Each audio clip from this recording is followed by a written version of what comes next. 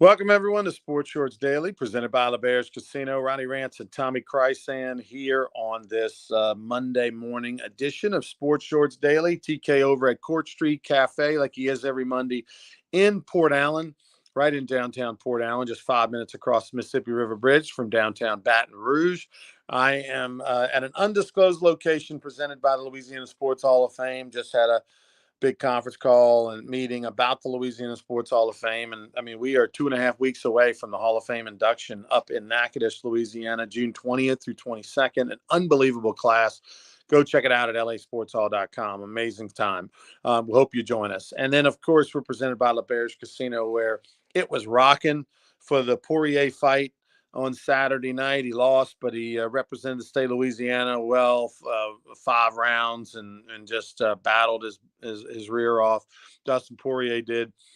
Huge crowd over at the sports book. I know Matt Moscona was there with a bunch of his listeners, and they had a contest that they did. And Matt's a big, huge MMA fan. Also, we gave away a Mercedes-Benz on Saturday, so it was a huge night. Saturday, big crowd over at LeBears Baton Rouge. And of course, 18 Steak is the best for special events, for dinner and all that kind of stuff. All right, TK. So today we got a lot to get to. LSU baseball, amazingly, still alive. Arguably had its best day of the year. Won a doubleheader yesterday in dominant fashion, over 30 hits, and you'll go into details of that. We've got the NBA Finals starts up on Thursday. It will have been 7 or 8 days since NBA's played a game from the time the conference finals ended to the time that and I know it's all set up, predetermined TV and all that kind of stuff, but my God, talk about lose momentum. I mean, you play and then you got to wait 7, 8 days. That's for Dallas. Boston's waited longer. I mean, it's just kind of. I mean, I love the old days where they would play, 2 days later, 3 days later, whatever, and keep it going. Also, SEC, A&M, Kentucky, Georgia, Tennessee, 4 teams have punched their ticket to the Super Regional. Will LSU be another one? Who else is alive? Florida's still alive. Florida's still alive over in Oklahoma State Regional, so they're still alive. So, 4 teams out of the record 11 have punched their ticket to a regional, maybe 5, maybe 6. Most likely, LSU's probably got the best chance, I would think. Rougarou are in action Tuesday, Wednesday, Thursday this week. We don't want to talk about Saturday, Sunday. Whew, it was a rough one for the Rougarou on the weekend. Went and got swept the 2-game series over at Victoria. Didn't play well, but after a little crawfish bowl today for the team, they'll be back at it Tuesday, Wednesday, Thursday, and hopefully get back on the winning ways. All those games are 7 o'clock. AP Baseball night. If anybody out there watching is affiliated with AP Baseball, Ascension Parish Baseball, play. If you coach, all you got to do is wear your hat or a T-shirt. You get in free to the games on Tuesday night. We're going to be honoring some AP Baseball championship teams and have an AP Baseball representative throughout the first pitch, all that kind of stuff. That'll be Tuesday night. Wednesday and Thursday, big games. Wednesday's Win-Win Wednesday. It's my favorite promotion. Everybody that comes to the games, if the Rougarou win on the way out, you get a free ticket to a future Rougarou game. That way, if you win, if the Rougarou win, you win. Thursday's Gordon McKernan, everybody getting in free, and Most Blessed Sacrament night. MBS going to be out there, the whole school. Their 4th grade basketball coach going to throw out the first pitch with the team around them. Anybody MBS is getting in free thanks to Gordon McKernan. We urge you to wear your T-shirts or hats that say MPS on it, because if you do, you'll get selected potentially to be on the on-field promotions. All MBS kids and all will be used for all the on-field promotions throughout the night. So it's going to be a fun night. That is, all of those games start at 7, Tuesday, Wednesday, Thursday. Gates open at 6 o'clock. LSU baseball, Tommy, what did you see from yesterday? And let me just say this. Can we just have Thatcher Hurd only pitch the month of June? Like, just don't even have him on the roster the whole year. He just shows up June 1, because this is 2 Junes in a row that he's looked like the Thatcher Hurd we thought he was going to be when he transferred from UCLA. Well, first thing I want to say, Ronnie, your coach, Skip Bertman, 23 years ago today, coached his last baseball game at LSU. 23 years ago. I mean, that's fair. He lost to Tulane down at Separate Field, if I remember correctly. But it was. Tip of the hat to Coach Bertman. You're so very close to him. I've gotten very close to him in the last 5, 6 years. So tip of the hat to Coach Bertman. Thatcher Hurd. What? Real quick, I want to touch base on that memory. 23 years ago. He admitted years later that he wishes he would have stuck around a little longer. He admits that he retired a little too soon. He was only, I believe, 62 or 63, Tommy. So Well, he 23. just turned 86. So yeah, he was 63. I mean, that's a young man. I mean, heck, you're older than that. So, I mean, I think he thought. Well, I think he thought life would be different, and maybe he thought he was supposed to retire about that time. But you know, it's amazing because unfortunately for him, he retired right on the cusp before college coaches started making stupid money. You know, Well, that's why he became the AD too. right. I mean, he went and became the AD, but when he retired, when he announced his retirement, he didn't know he was going to be the AD. That kind of came later. He announced the retirement a year before.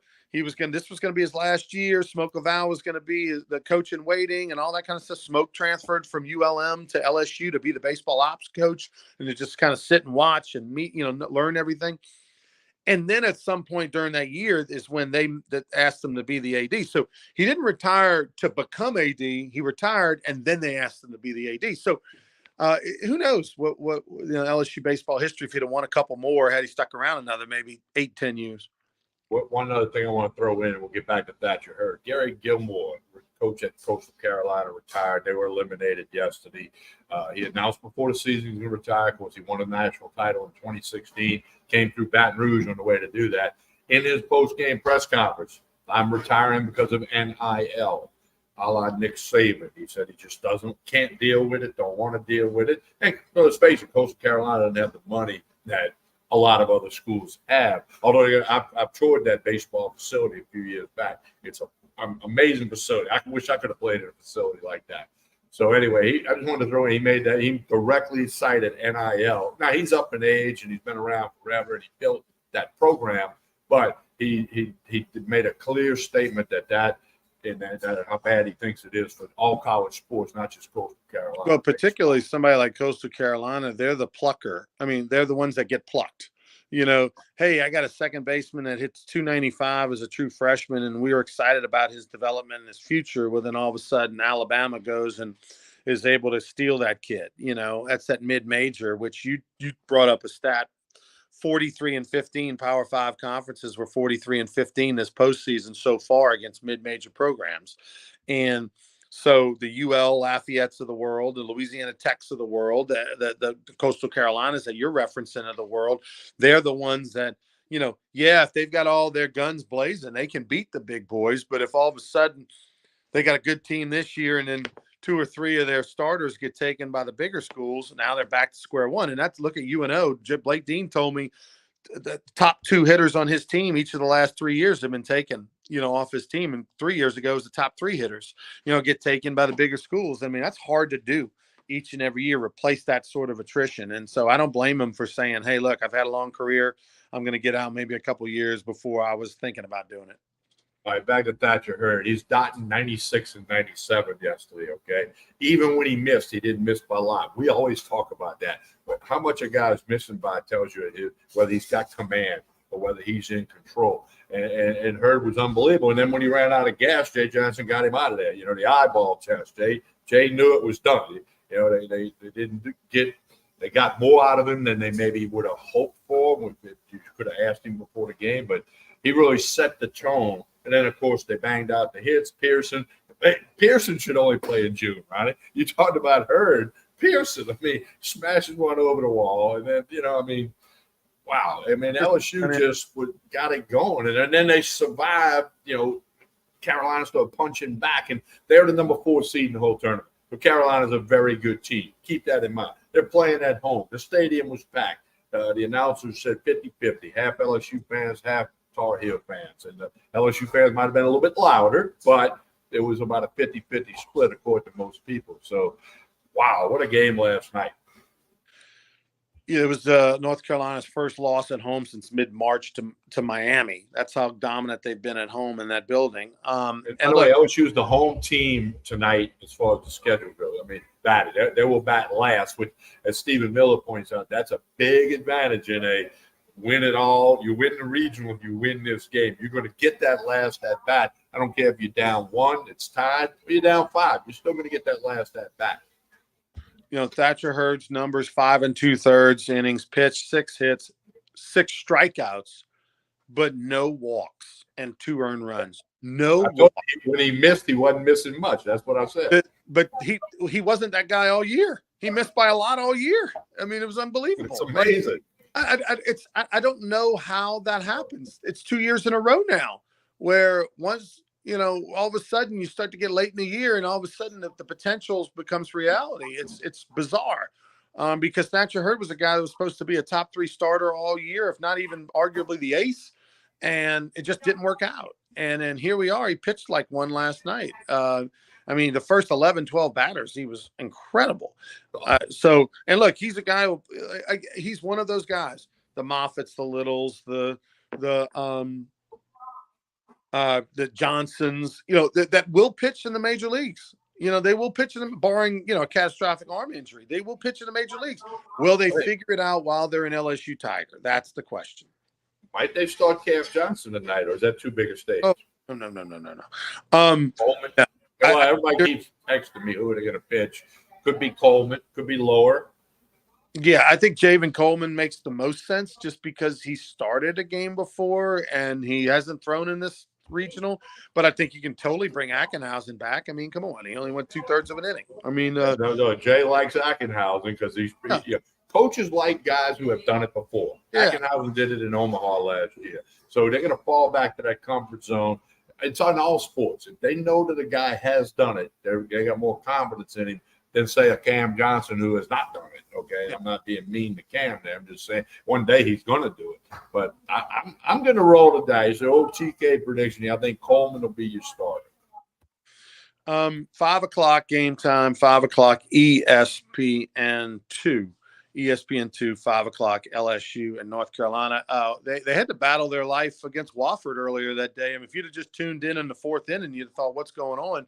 Tigers were down, gave up 5 runs in the first to Wofford. Ackenhausen, who looked like he had the greatest outing of his career last Sunday, where he went 2 1/3, and we were screaming at the TV, don't take him out, because he was so dominant last weekend. And then this weekend, he can't make it out of the first against Wofford. I mean, baseball is a funny game, man. It's the greatest game in the world. Yeah. Everybody. Imagine Herring. I mean, Herring's sitting over there just kicking it. He's being told, hey, look, if, game's within 5 runs, you'll pitch some today. If not, we'll hold you off to tomorrow.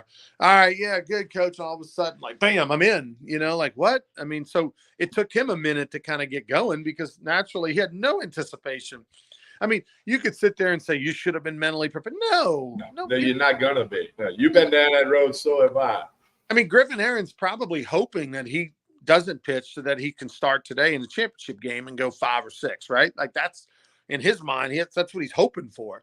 And then all of a sudden he's, Ackenhausen literally just looked fantastic last Sunday, as sharp as he's ever looked. And then so you're never in your wildest dreams thinking he's not going to make it out of the first inning. And then all of a sudden you got to change your focus. You got to get up. You got to get loose. You got to get locked in mentally, physically, everything like that. And it took him a minute. So when he came in, he wasn't sharp. It took him a minute. And then luckily he's so good that he could fight through it and pitch well, even then when he didn't have his best command early, and then allowed LSU's bats to get going. And boy, did they, over 20 hits. Well, you see, Ackenhausen's been there, done that. And again, that's big, especially in tonight's arena, tonight's stage. LSU will be the home team. I'm going to guess they're going to wear the gold uniforms. 5 o'clock ESPN2. Coleman or Ackenhausen. I'm going to think Coleman, but don't worry. It's Johnny Holstead with 4 guys that won't throw or Hurd, probably not Guidry, and they won't throw Holman or Jump, I don't think. Now, could one of them guys come in and get a batter? I don't know the specifics about them, their arm, and the training all year to make a comment, but Jay Johnson, if one of them says, hey, I can get you a batter or I can get 2 batters, he may do it. I don't know.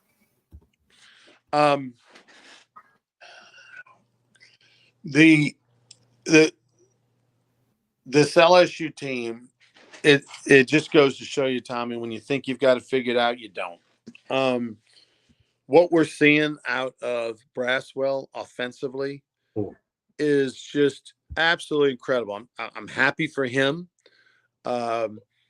He he had the ultimate "I showed you" by leaving South Carolina and going to LSU. Anybody who questioned, like, I mean, I didn't necessarily think that I mean, look, there's some people close to that program didn't think he'd be the starting shortstop by the end of the season. He started the year at shortstop, but I didn't necessarily, I thought he was going to be the starting shortstop by the end of the season out of almost by default because I didn't think they really had another option. But there's some others that thought that, others would be playing by now, and they're not. And what he's done is just absolutely incredible. Tip of the cap to that young man. The improvement he has made is sensational. He's turned into a heck of a college player.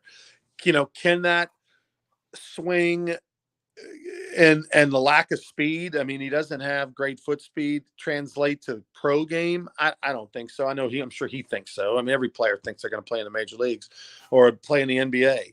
Ricky Blanton once told me that when he was a head coach at Nichols. He goes, Ronnie, they're like that. He was a head coach, 25 years ago or something at Nichols. He said, Ronnie, every player on my team thought they were going to play in the NBA. As ridiculous as that is, that's just how college athletes are. It doesn't matter what school, where you're at. They all want to play at the ultimate level, and they all think there's a chance. But tip of the cap, man, to what Braswell has done offensively. It's like him and Milam have this like battle going on. Whatever you do, I can do better kind of thing. Just incredible. But who will catch today? Milazzo is not swinging it at all, but defensively, he is so good, and throwing out runners, he is so good. He's the best they have. I personally would go with Milazzo at catcher, even though you're giving up a lot offensively.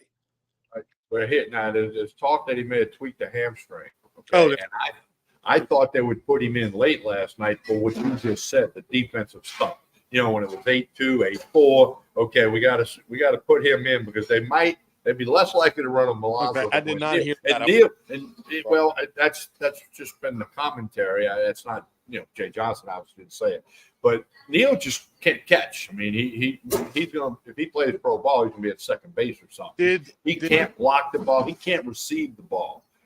So I don't know. When we see the lineup at about 4 p.m. today, if Milazzo's not in it, my guess would be his legs bothering him a little bit. Did the announcers on the ESPN broadcast or the LSU Sports Radio Network say that he may have tweaked it, or is that just online chatter?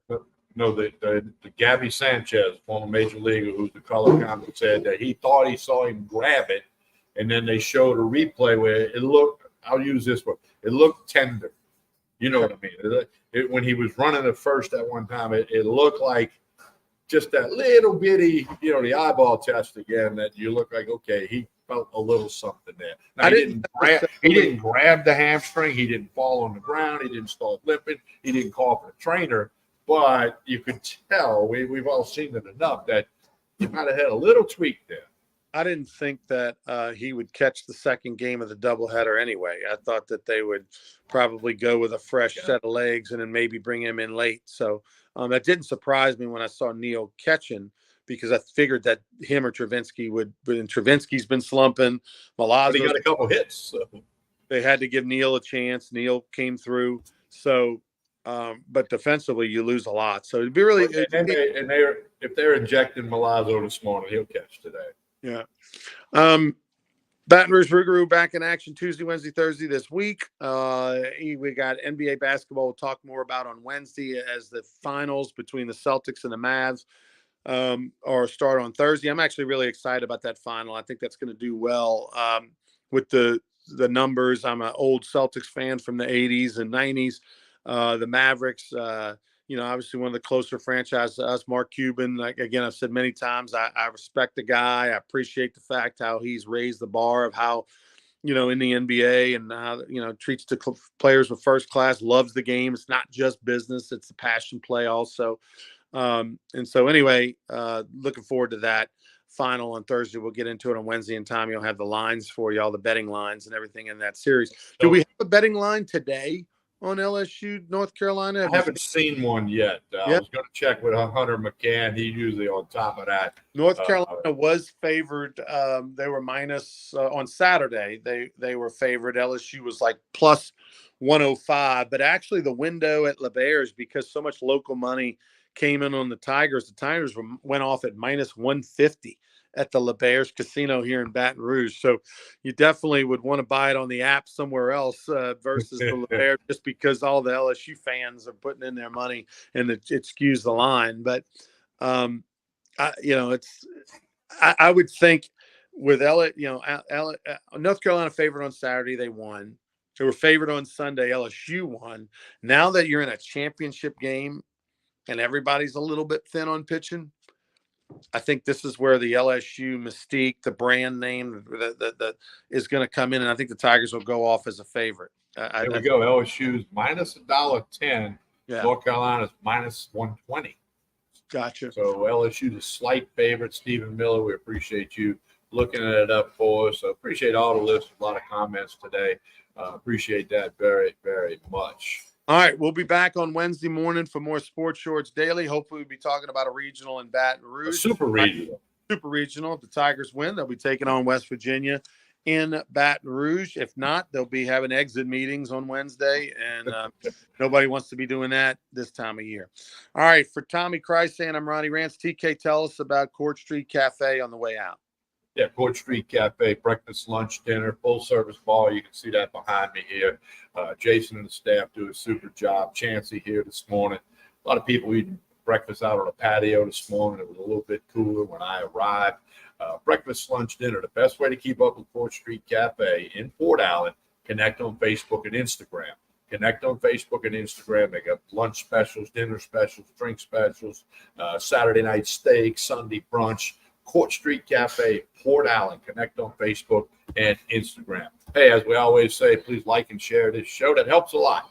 Please like this video, share it, whether you're watching on YouTube, X, or you're watching on Facebook. It's on numerous platforms. We want you to like and share this show. That helps us out a lot. On behalf of everybody here at Court Street Cafe, we're back Wednesday morning from Tremonti's Meat and Seafood at 9 o'clock. On behalf of Ronnie Rance, I'm Tommy Chrysan. Have a great day, everyone.